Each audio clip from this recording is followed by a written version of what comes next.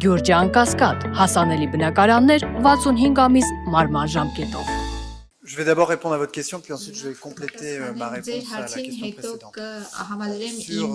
votre question, nous avons soutenu les efforts աջակցել ենք հայկական իշխանությունների ջանքերը հասնելու համար Ադրբեջանի հետ խաղաղության պատշաճ համաձայնագրի եւ երբ երկու կողմից քաղաքական համաձայնության հասան, մենք ողջունել ենք եւ մենք քաջալերում ենք Ադրբեջանին ստորագրել այս համաձայնագիրը, որպեսզի այսպիսի տարածաշրջանում, որը շատ կարևոր է, կենտրոնական դեր ունի եւ դրա առիթը կունենանք խոսելու Երևանյան երկխոսության շրջանակում հաղորդակցության կապակցության հանգույց է շատ կարևոր Եվրոպայի համար, շատ կարևոր է, որ այդ համաձայնագիրը ստորագրվի։ Մի քանի շաբաթ առաջ նորից լարվածություններ ի հայտ եկան, մենք զսպվածության կոչ արեցինք, որովհետև այսքան մոտ խաղաղությանը իսկապես ողբերգական կլիներ, որ բռնության պատճառով եւս մեկ անգամ հարցի տակ դրվի խաղաղությունը։ Ես եւս մեկ անգամ նշում եմ, որ մենք ցանկանում ենք, որ քաղաքական համաձայնության կարողանան գալ եւ համաձայնագիրը ստորագրվի։ Հիմա կվերադառնամ նորից նախորդ հարցին Ռուսաստանի եւ Ֆրանսիայի միջև անհամաձայնությունների նույնիսկ որոշակի դժնամակի մենք Ֆրանսիան, Եվրոպան, մենք պատերազմի մեջ չենք ոչ Ռուսաստանի դեմ, ոչ ռուս ժողովրդի դեմ, սակայն մենք դիմադրում ենք պուտինիզացիային, այսինքն ուժի միջոցով եվրոպական մայրցամաքի վրա սահմանների վերագծմանը։ Այս սկզբունքը մենք չենք կարող ընդանել, դրա դեմ մենք դիմադրում ենք, այդ դիմադրությունը դրսևորվում է մեր աջակցությամբ Ուկրաինայի սուվերենությանը, անկախությանը եւ տարածքային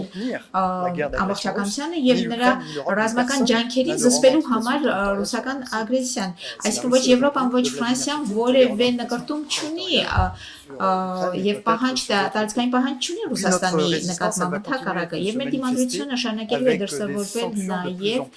գնալով ավելի ու ավելի ծանր պատժամիջոցների միջոցով, որոնք կփորձեն ետ մղել կամ գոնե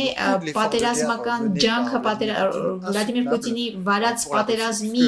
ջանքը ավելի անտանելի դարձնել, որովհետև մեր ցանկությունն է, որ պատերազմը դադարի եւ բանակցություններ սկսվեն։ Ուկրաինացիները արդեն պատրաստ են, հիմա հերթը Վլադիմիր Պուտինինն է։ Վերջին հարցի հնարավորությունը Armenpress։ Nous avons 8 minutes. Շնորհակալություն Էմանուել Մարգարյան, Armenpress պետական լրատվական գործակալություն, հարցս առնչվում է վիզաների ազատականացմանը, նախ Ֆրանսիայի հարկարժան արտգործնախարարին եմ ուզում հարց ուղղել, մի կողմից երկրները եվրոպական իրենց միգրացիոն քաղաքականությունն են խստացնում, բայց մյուս կողմից էլ տեսնում ենք, որ ակտիվ այդ բանակցությունները Հայաստանի հետ վարվում են վիզաների ազատականացման հետ կապված։ Ինչ եք ակնկալում պարոն նախարար այս գործընթացից, ինչ դա կտա Եվրոպային նաև, ինչ կտա Հայաստանին պարզ է, որովհետև մենք սպասում ենք դրական ավարտին այդ գործընթացի, եւ օգտվելով առիթից նաև պարոն Միրզոյան, մի քանի խոսքով ասեիք, թե ինչ փուլում են բանակցությունները այժմ վիզաների ազատականացման հետ կապված։ Շնորհակալություն։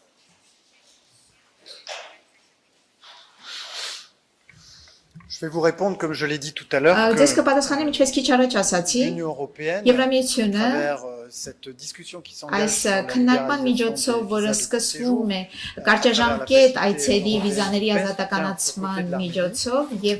խաղաղության եվրոպական գործիքի միջոցով աջակցում է Հայաստանին եւ այս բանակցությունները